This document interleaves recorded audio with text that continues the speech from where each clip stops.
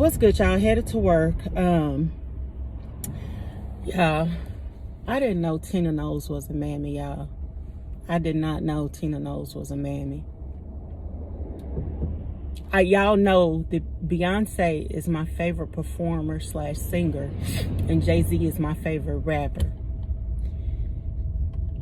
And the fact that they're married makes my soul happy when I go to concerts, because most of the time they're together. Now, last time I saw Jay in concert, he was by himself. I don't know if that was the last time I saw him in concert, but usually when I see one, I'm gonna see the other. So I've always just kind of like, in my mind, the whole family was cool with me because I love Jay as a rapper and I love B as a performer / singer. So I always just kind of let Mama Tina get a pass. Solange, I like Solange. Solange can sing though, to me. Even the daddy, because I felt like if it wasn't for him, Beyonce wouldn't be Beyonce. She'd probably be a secretary somewhere who can sing good in the choir, if it wasn't for Matthew. And then I hear about, and I don't watch TV, y'all. The only reason I know about any of this is because of YouTube and social media. I'm not on anything but YouTube, but I hear that Tina got the dumb idea to do a documentary trying to challenge and change the image of Tyrone. And she's basically making it seem like the media is focusing on the bad Tyrones at the cost of the good ones. It is amazing to me how black women who are black male identified. So let me explain that to anybody new here, or any mammies that might be fans of Tina Knowles or don't understand what all the hoopla is about. Most of the time, black people have always identified as black people. Black women have always seen themselves as black first, woman second. What that means is that when problems are in the black community, that really typically means the problems are affecting the black man, because no one cares about the problems affecting black women. Nobody cares that black women are killed every 5.5 hours by men that look like them. Nobody cares about the out of wedlock births. Nobody cares about, these men spreading their poverty serum. So when you say someone's black male identified, when they think of problems in the black community, they immediately think of problems that the black man has. So Tina Knowles, I listened to a video yesterday, a live yesterday, and someone said something, and I'm going to borrow what she said. I don't know who she was because she called into the show. But she, and there's another content creator with the name Seven in her name, that these people, these women that look like that cape for Tyrone, you got to realize in the black community, those women are put on a pedestal. Y'all remember Matthew said when he first saw Tina, he thought she was a white woman. And I'm going to put up a picture in here of what Tina looked like around the time that he met her. Because a lot of people are saying they think she looked black. And they didn't know what French Creole was. And they, I guess Beyonce had a commercial back in the day, L'Oreal, saying something, she was French Creole. I live in Texas, y'all. Like, Creoles are a thing. That's a thing, especially when I was growing up. And in Louisiana is definitely a thing. The light-skinned women that are from Louisiana, family spoke French, and then the white Creoles didn't really feel like the black Creoles was really Creole. It's a whole culture down there. But he said when he met Tina, he thought she was a white woman. Y'all know in black culture, light-skinned women, the closer that a woman looks to whiteness, the more attractive she is in black culture. We call it colorism. So Matthew, a dark-skinned man, Negroid nose, all of that, felt like he got a prize when he married Tina. No matter if you're a preference or not, niggas still gonna nig, and he still was a dog, no matter how you slice it. But in the community, women that look like Tina, women that look like the Seven, women that look like that, either these biracial women or these women that are so light-skinned you can't tell that what color they are or what they mix with or whatever, they look close to white. In the black community, they're put on a pedestal. So the black community that I might see when I go out in public and the black community that they might see and experience are totally different. When Tyrone put you on a pedestal. You're not made fun of in school. You know, you're not called black or blackity or whatever it is that, you know, we were taunted with as kids, African booty scratcher, none of that stuff. You know, they're the girls that they make fun of you for not looking like those girls. So your view of the community is going to be very different than mine. And I have to remember stuff like that when I'm talking to my mother. Like, I can't really talk to my mother about colorism because my mother looks close to Tina Knowles. She looks, you know, she's that preference. And I remember growing up, I would try to talk to her about stuff that was going on, and she just couldn't relate to it. You know, she always was like, oh, you just need to get some self-esteem or whatever. And it's a light-skinned, attractive mother can't understand the plight of a dark-skinned, conventionally unattractive daughter. They just can't, you know. So Tina's experience of the community and my experience, or anybody that looks like me, any black woman that's unambiguously black, dark-skinned with Negroid features, our experiences are going to be totally different, right? Right. So when I heard about this, my first thought was, you gotta be joking me. You got 2 daughters, your ex-husband cheated on you, had a child outside your marriage with a dark-skinned woman, your son-in-law cheated on your beautiful daughter, your daughter who most people would say is one of the sexiest, prettiest, beautiful women in the world, and you gonna come out with a documentary about the image of Negroes? Really? That's what we're doing? Not about black women, not about changing the stereotype of black women, but caping for men. And I know she's a baby boomer. You know, she's in that generation where they still think the community includes us. It includes, you know, black women. That generation is very few of them that are divested. You know, I was literally out talking to a black woman at work on Valentine's Day. And I didn't mention the word divestment to her, but I was talking to her. We were talking about Valentine's Day, and I was telling her, you know, I don't date black men. And I was telling her, you know, they're trash. And this woman, y'all, is in her 60s. She's old enough to be my mother, okay? And she said she wasn't going to give up on him. In her 60s, y'all. And when I say in her 60s, I mean she looked like she in her 60s. She not one of them 60-some-year-olds that could pass for 50-something, you know, or she still looked like a stunner. She looked like she's 60, you know, walk with a limp, overweight, all of that. She said, well, I'm not going to give up on him. And I'm just like, at what age do you say, you know what, I think I'm good. I think I'm good on this, you know. So I didn't know Tina was a mammy. It made me look at her totally different, you know. Y'all have heard of what white privilege is, and Tina has what I call light skin privilege. Like, it must be nice to live in a world, in a bubble like that, where you don't know that black women are killed every 5.5 hours by men that look just like them. And I think it's not only her looks that put her in this bubble, but I think it's also her wealth, her power, who she's the mother of, who she's the mother-in-law of. Those are the things that kind of put her in a cocoon. But even if she's in a cocoon, like a content creator said last night, you still have the news. You know what I mean? You still see, I would assume you see these assaults on black women. But maybe you don't. Maybe if you live in that kind of cocoon, you don't watch the news, you don't see black women getting hit upside the head with skateboards, or they babies thrown, they 48-hour-old baby thrown into the Mississippi River because the baby daddy told her to get an abortion and she didn't want to get one and killed her. So you don't see stuff like that, I guess. You don't see the many videos of black women getting killed and assaulted by Tyrone. So you want, and if there is the media putting out a dialect about Tyrone, they're not making the stuff up. You know, they didn't pull it out of thin air. They pulled it from actions. The stuff that they show are actions. It's not actors playing a role. They're showing real people doing real things, to not only to black women, but to society at large. All of this BLM stuff, all of this, you know, these men have gotten more emboldened to hate us publicly. The platforms, all this stuff. And I'm disappointed. I'm like, did B not try to talk to her and tell her mom this might not be a good look?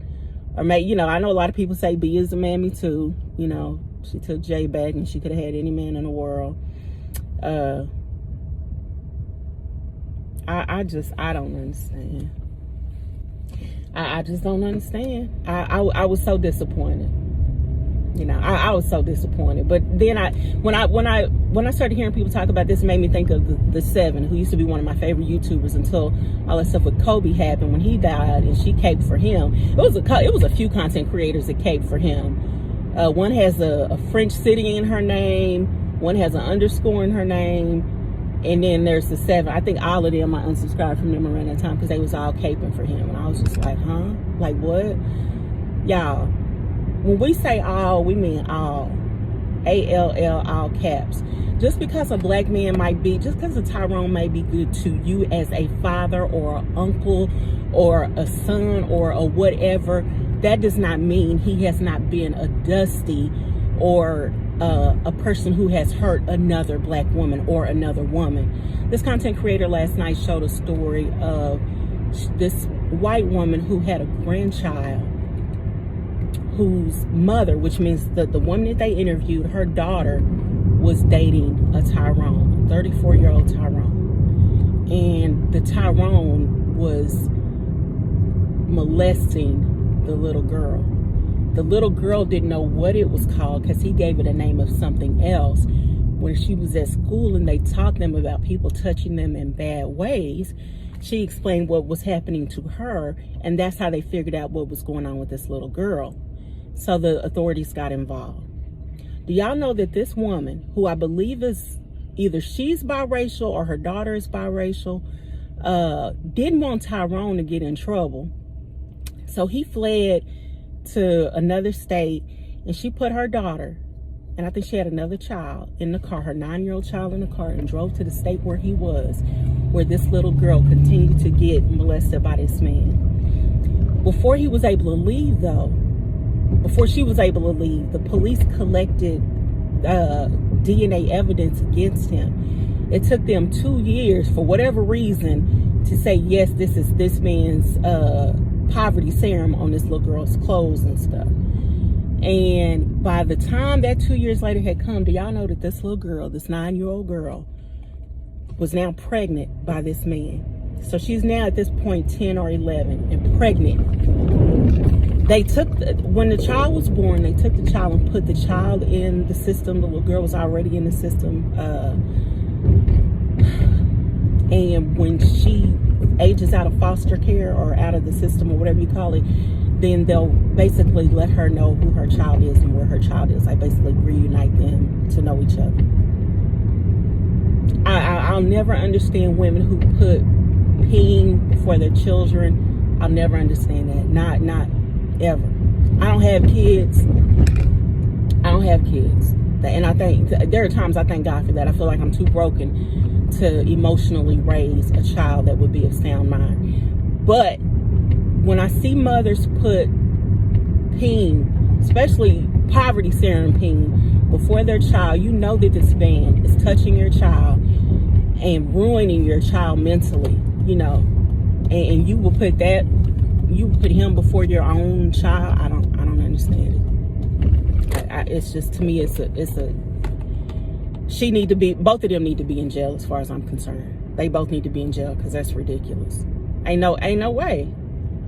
And, you know, we was talking about this too. It seemed like the people that should have kids, or the people that would be the best parents, are never the ones that have kids. People that think about, I'm too broken to have a child, not only mentally or emotionally, but financially. I've been through too much trauma, whatever.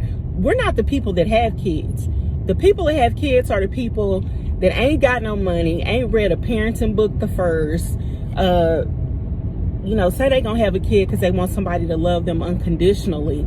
So they have these kids, and after the kids start to think for themselves, the parents don't love them unconditionally anymore. It's very much conditional, you know. As soon as the kids say, you know, that they have a thought about something and it disagrees with what the parent thinks, then they start talking to the kid crazy, especially if it's a little girl and she goes through puberty or whatever, then she's no longer, you know, so these women keep having these kids so they can keep having something young and impressionable to love that they think is going to love them unconditionally, you know. I was told that, you know, by my mom, oh, you were perfect until you were about 4. Like, basically, once you started expressing your own opinion, you weren't perfect anymore. How many black women treat their kids like that?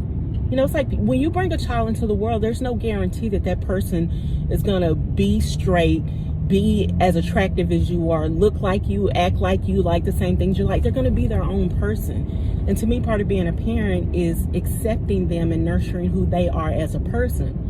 You know, I didn't look like my mom growing up, so the things I was interested in, y'all know how there's that stereotype where you teach unconventionally attractive black girls that they better get good grades and get a lot of degrees because they're not going to marry a man that'll take care of them. Whereas like with little girls that are cute, if they're not that bright, you think, well, at least she's cute. Like at least she, you know, basically she'll probably marry somebody that can, you know, take care of her. But little black girls that look like me, I think Oprah has said this, Lupita Nyong'o has said this, you know, like, you better get a whole bunch of degrees, you better be smart, you know. So I was always in stuff like academic decathlon, academic Quizlet, anything academic and smart and bookish, that's what I was in. My mother was beautiful. She was in drill team, and that, you know, so we like different things, you know, and I think that's part of having a child is you and your child are not going to be, you know, Bobsy twins. Y'all aren't going to be the same person. Even if they look just like you, that doesn't mean they're going to act like you. And that's okay. They should be able to be their own autonomous person. I often wonder what Blue Ivy, what Rumi, and whoever this newest child is that Beyonce's pregnant with, I often wonder what they're going to turn out like, because none of them look like their mother. They all kind of got their dad's looks. And I'm sure they'll get plastic surgery and all that kind of stuff. But I just wonder how, you know, it's like they all got B and Tina's complexion, but I just wonder what their lives are going to be like. Because that little girl, the youngest girl, Rumi, she looked just like Jay. You know what I mean? So I'm not watching whatever this is Tina's doing a documentary on. I hope she gets so much negative backlash she decides not to do it. You know, B usually listens to, when the black community speaks out to B about stuff, she listens. But B and Tina are two different people, you know. Like when the whole Tiffany Diamond thing happened, B took that feedback and then started, you know, some not-for-profit scholarship type stuff or whatever for black people or black women or whatever. But it just kills me when black women, instead of taking up for their own and saying, let's stop the out of wedlock childbirth rates, let's stop saying, you know, black women are unattractive or black women are angry or whatever the stereotype. Let's even stop black femicide. Let's stop killing black women every 5.5 hours. But to say all that stuff, you would have to admit that the people who are perpetrating those crimes are the men. And so it's never going to be the men's fault. It's always going to be the women's fault. It's always going to be somebody else's fault. It's going to be capitalism. It's going to be they ain't got good jobs. They didn't get a chance. They didn't go to college. It's always going to be somebody else's fault. The accountability is never going to be with them. You know what I mean? And I say the same thing about, you know, black women who are having these kids out of wedlock, not protecting their womb, you know, committing crimes, all the stuff that we black women have fallen into. Also, accountability. You have to be accountable for your own womb and accountable for your own actions. I'm a grown woman. I'm 43, but I have to be, and I have been held accountable for my actions. Nobody cares that, oh, I was traumatized as a child. And I didn't get therapy until I was an adult. And the stuff that I went through, no amount of therapy or pills is going to fix. You know what I mean? It's going to always affect who I am. You know, nobody cares. When you go out there and you make decisions, you're making them as an adult. You have to think about the consequences of stuff. And people like Tina Knowles, who get all this money together to pair with whoever this dude is she paired with, to say all black men are dangerous. That's the media putting that image out there. It's not true. I'm like, baby, what world are you living in? How privileged you must be. And a lot of times, I think even when these things hit home for black women, even if something did happen to Tina, let's say she was, you know, molested as a kid or R-worded as a young woman or as a kid or whatever.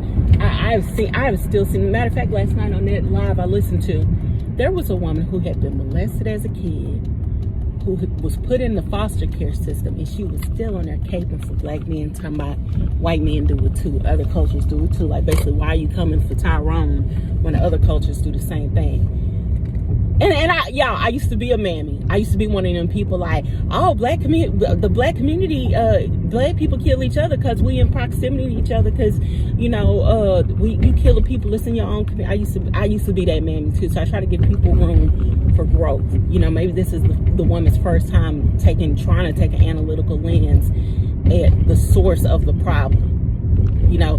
You could say cats commit crimes against dogs because that's who they're in close proximity to. But guess who don't care? Me, because I'm not a cat. I'm a black woman, so I care about who's hurting black women. Why every 7 out of 10 black women, 6 to 7 out of every 10 black women, before they reach the age of 18, has been violated by a boy or man that looks just like them. Have grown up in 7 to 8 out of every 10 have grown up in one-parent families. Most have grown up in poverty. That you can't. To me, you can't just say, "Oh well, white people grow up too, or white people molest their kids too, or white men kill their women too." So what? I don't care what they do. I care about what's happening to my women and my girls, the people that look like me. Just because somebody else do it too don't make it right. Two wrongs don't make it right. That mammy logic, child. I can't. Anyway, y'all, I'm close to work. Listen, y'all, I finally found a beautician. I'm gonna go get my hair done tomorrow. So we'll see. That's gonna be my first time getting my hair done in 10 years by somebody other than my regular beautician. So, but this lady she's older. She sounds more like old school, like she know what service is. She know not to book an appointment, and then the person show up and you not there, and all this kind of nonsense I've had to deal with lately with my stylist. So we're gonna see. She only charged $5 more than my stylist, so we're gonna see what it do. But hopefully she'll do a good job. Oh, I'm sorry, I'm not in the school zone anymore. I'm driving too slow for this person. But anyway, y'all let me know what y'all think about this whole thing with Tina. Did you know Tina was a mammy? From what I understand, she be on, I guess, Instagram or whatever, having little jokes, or people call her queen or whatever. I don't know a lot about her. And Beyonce and Jay, I know a lot about. I don't know a lot about their mama, But y'all let me know what y'all think. I'm just disappointed, very disappointed. But I also feel like, Chrissy often talks about colorism and allies and stuff, and to me, colorism is something that just matters, in the black community. When you date out, men of other races typically don't care, especially white men don't care about, you being light-skinned or what. Now, if you date like an Indian or an Asian or a Latino, they might care because they deal with colorism in their community too. But I've typically found that in dating white guys, they actually like darker skinned women, nappy hair, all that stuff, because to them it's exotic, So anyway, I'll talk to y'all later. Y'all be easy. Like, share, and subscribe. Bye.